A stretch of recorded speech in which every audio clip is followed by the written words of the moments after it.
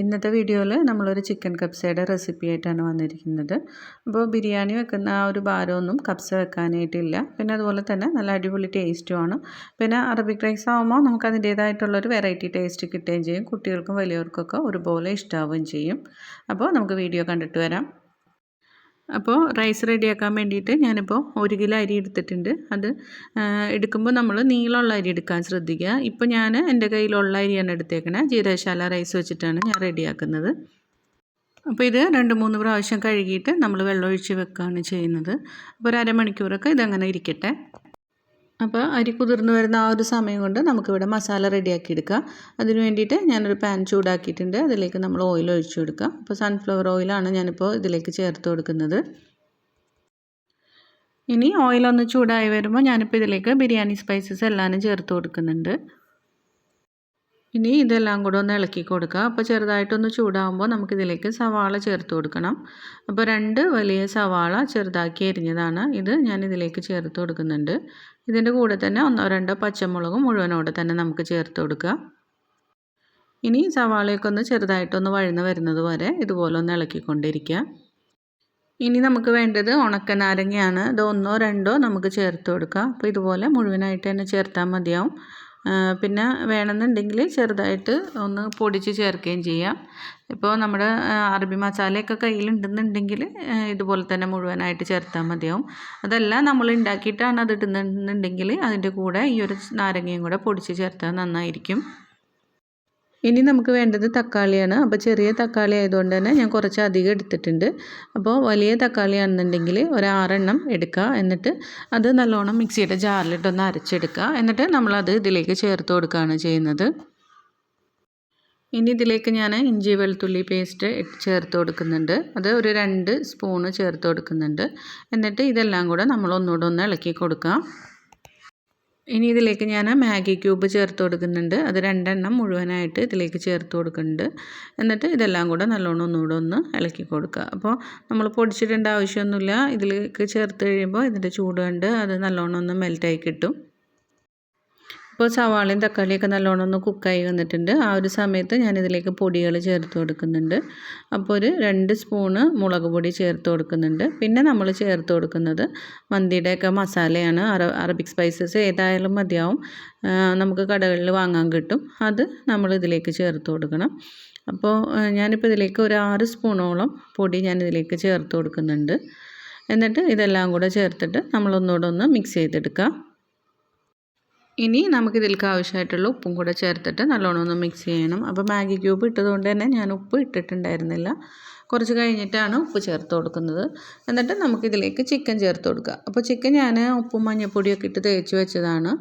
അത് നമുക്ക് വെറുതെ ആയാലും ഇതുപോലെ ചേർത്താൽ മതിയാവും. അങ്ങനെ വേണമെന്നില്ല. അപ്പോൾ തന്നെ നമുക്ക് ചേർത്തിട്ട് ഇതുപോലെ ഇളക്കി കൊടുത്താൽ മതിയാവും. ഇതിലെല്ലാം മസാല ഉള്ളതുകൊണ്ട് തന്നെ നമ്മൾ കഴുകി വാരി ക്ലീൻ ചെയ്ത് വെച്ച ചിക്കൻ ചേർത്താൽ മതിയാവും.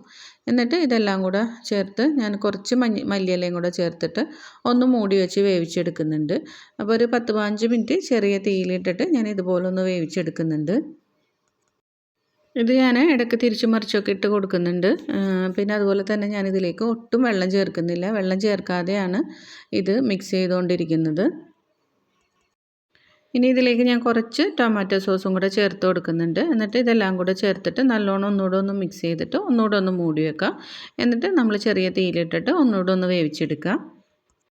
ഇപ്പോൾ ചിക്കനൊക്കെ പകുതി വേവായിട്ടുണ്ടാവും. നമ്മൾ ഇതിൽ നിന്ന് ഇനി മാറ്റിയിട്ടൊന്ന് ഫ്രൈ ചെയ്തെടുക്കണം. അപ്പോൾ സാധാരണ പലരും ഇതിലേക്ക് വെള്ളം ചേർത്ത് കൊടുത്തിട്ട് നല്ലോണം ഒന്ന് തിളപ്പിച്ചിട്ട് ചിക്കൻ അതിൽ തന്നെ ഇട്ട് വേവിച്ചെടുക്കുകയാണ് ചെയ്യുന്നത്. ഞാനതുപോലെ ചെയ്യുന്നില്ല. ഞാൻ ഇതിൽ നിന്ന് ചിക്കനൊക്കെ മാറ്റിയിട്ട് നമ്മൾ ഈ ഒരു മസാലയോടുകൂടെ ഫ്രൈ ചെയ്യുകയാണ് ചെയ്യുന്നത്.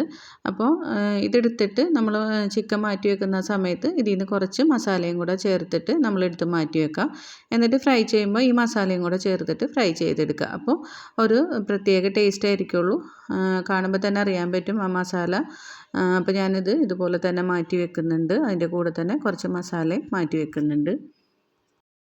ഇനി നമ്മൾ ഈ ഒരു മസാലയിലേക്ക് നമ്മൾ റൈസിന് വേവാൻ ആവശ്യമായിട്ടുള്ള വെള്ളം ഒഴിച്ച് കൊടുക്കുകയാണ് ചെയ്യുന്നത്. അപ്പോൾ 1 കപ്പ് റൈസിന് 2 കപ്പ് വെള്ളം എന്നുള്ള രീതിയിൽ ഞാൻ എടുത്തിട്ടുണ്ട്. അപ്പോൾ ഞാൻ വെള്ളം നേരത്തെ തന്നെ ചൂടാക്കാൻ വെച്ചിട്ടുണ്ടായിരുന്നു. ആ വെള്ളം ഞാൻ ഇതിലേക്ക് ചേർത്ത് കൊടുക്കുകയാണ് ചെയ്യുന്നത്. ഇനി ഇതിലേക്ക് ഞാൻ 1 സ്പൂണ് കുരുമുളകിൻ്റെ പൊടി ചേർത്ത് കൊടുക്കുന്നുണ്ട്. അപ്പോൾ എരിവ് നമ്മൾ ഓരോരുത്തരുടെ ഇഷ്ടത്തിനനുസരിച്ച് ചേർത്ത് കൊടുക്കുക. അപ്പോൾ കുട്ടികളൊക്കെ ഉണ്ടെന്നുണ്ടെങ്കിൽ ഒരുപാട് എരിവ് ഇഷ്ടമുണ്ടാവില്ല. അപ്പോൾ പാകത്തിന് നമ്മൾ ചേർത്ത് കൊടുക്കുക. ഓരോരുത്തരുടെ സ്പൈസ് ലെവൽ അനുസരിച്ചിട്ട് നമ്മൾ എരിവ് ചേർത്ത് കൊടുക്കുക. അപ്പോൾ അതിനനുസരിച്ചിട്ട് നമ്മൾ കുരുമുളകിൻ്റെ പൊടി ഇട്ടാൽ മതിയാവും. ഇനി ഇതിലേക്ക് ഞാനൊരു ചെറുനാരങ്ങ പിഴിഞ്ഞൊഴിക്കുന്നുണ്ട്. അപ്പോൾ നമ്മുടെ ചോറൊക്കെ തമ്മിൽ ഒട്ടിപ്പിടിക്കാതിരിക്കാനായിട്ട് ചെറുനാരങ്ങ പിഴിഞ്ഞൊഴിച്ചാൽ നല്ലതായിരിക്കും. അതേത് റൈസ് വെക്കുമ്പോഴും നമ്മളൊരു ചെറുനാരങ്ങ പിഴിഞ്ഞൊഴിക്കുകയാണെന്നുണ്ടെങ്കിൽ ടേസ്റ്റും അതുപോലെ തന്നെ കാണാനുള്ള ഒരു ഭംഗിയും കൂടെ കിട്ടും.